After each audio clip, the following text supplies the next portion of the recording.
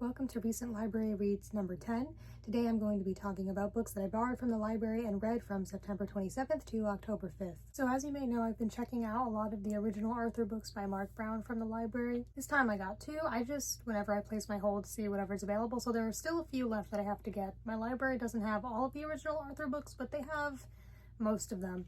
So this time there were just two that I got, and those were Arthur's April Fool and Arthur's Tooth. I liked the show and had never read any of the books as a kid as far as I can remember, so I've been enjoying reading the books.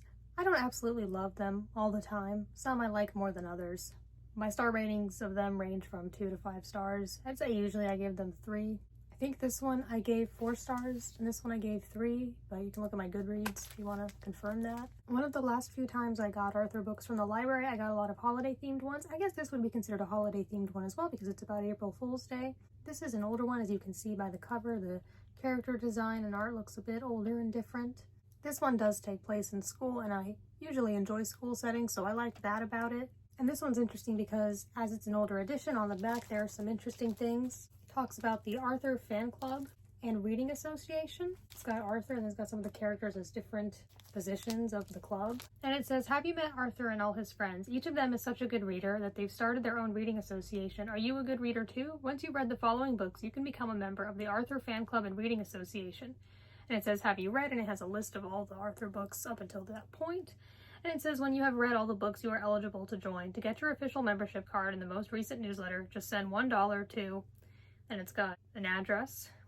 It's probably not a thing anymore. That's interesting though. And if it were still a thing, you'd probably have to pay more than $1, I would assume. It says on the copyright page that it's a first edition, and it says it's from 1983, so that's a pretty old book, so that's really interesting to see. So yeah, I doubt the Arthur Fan Club and Reading Association is still a thing, but that's cool. Maybe someone will come across this who was a part of that. It sounds like a cool thing to be a part of. It reminds me of how when I recently read Who Was Walt Disney, I talked about I think it was called Mickey Mouse Fan Club or something like that, and that was back in the 1920s.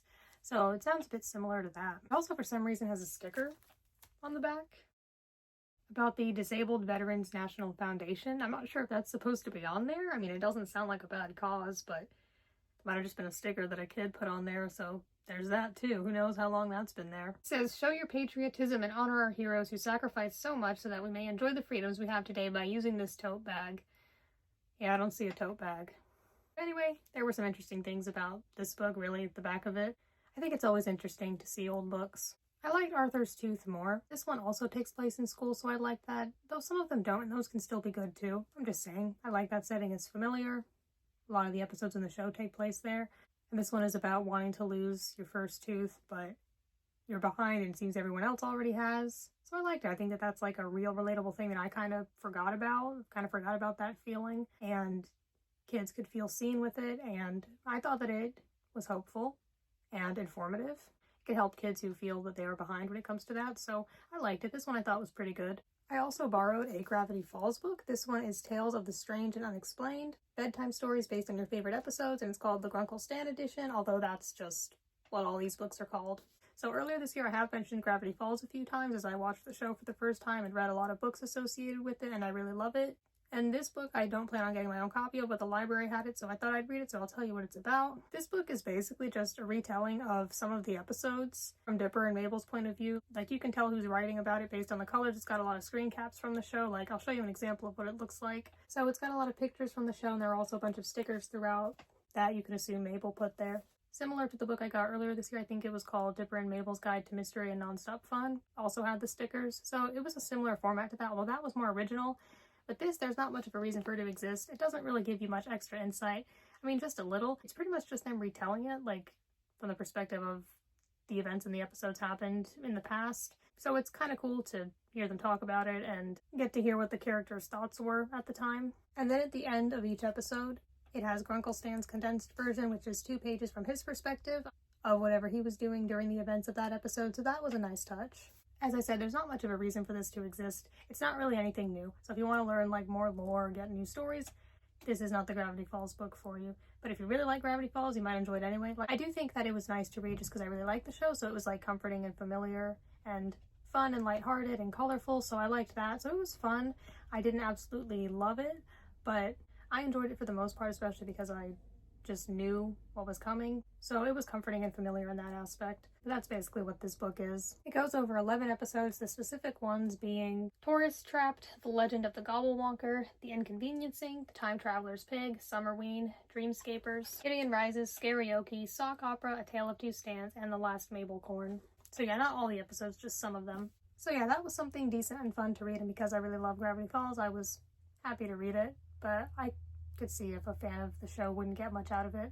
And then lastly, I have more books in the Heartstopper series by Alice Oseman. Now, all 3 of these books I will be uploading individual reviews of if you'd like to hear my more in-depth thoughts on them. I always mention that in my recent library reads videos if I'm going to be doing an individual review of the books, which I sometimes do and sometimes don't. I'm letting you know that now. So I recently read the 4th volume of the graphic novels this winter, a novella that takes place during the events of the 4th graphic novel, and the 5th volume of the graphic novels. Generally, I enjoyed these a lot. I have a lot to say about them, especially the 4th volume. The 4th volume I really enjoyed. That one got pretty deep and heavy, but it was still Heartstopper's wholesome self. But there were a lot of things I really liked about that, so I'm excited to tell you more about that. So yeah, this one I thought was really good. It really goes into the topic of eating disorders and anxiety, which was important. And I loved just seeing more of Nick and Charlie's relationship, so I really enjoyed this volume. This has been my favorite of the series so far. I enjoyed this winter as well. This one takes place on Christmas Day in Charlie's house, and it has perspectives from Charlie and his 2 siblings, so it was interesting to get their perspectives. And it was also my first time reading anything in this author that was written in prose, so that was interesting to see. I had never had that experience before, but I found that I liked it, at least with this novella. I enjoyed the writing style and found it easy to follow along with. And although this is a novella, it's very short, and some of this is comprised of illustrations, which the author herself did, of course. I still felt that it went over important topics, so it's not just something fluffy as like a little additional thing in the series. It was impactful on its own. So I enjoyed this, and I look forward to reading a whole novel from her someday, which I plan on doing. I know that the characters Nick and Charlie originally appeared in her novel Solitaire, which is from the perspective of Charlie's older sister, and I think that will be the first full novel of hers that I read, so I'm looking forward to that, especially because from these volumes and this novella that I recently read, I am liking Tori more. So I look forward to hearing more from her perspective. The 5th volume of Heartstopper I still enjoyed, and I still felt that it went over important topics, but I actually did not enjoy it as much. It was the first in everything of the Heartstopper series I've read so far that I gave 4 stars. I'll go more into detail about my thoughts in it in my review of it, and also in my review of it I will be giving my thoughts on my progress with the TV show that I mentioned a little while ago I had started watching. It still wasn't bad, it was decent, just didn't enjoy it as much as the others. And I know that the 6th and final volume is planned to come out next year in July. So yeah, of all these books, I enjoyed them, and I will be having individual reviews of all the Heartstopper books coming out very soon.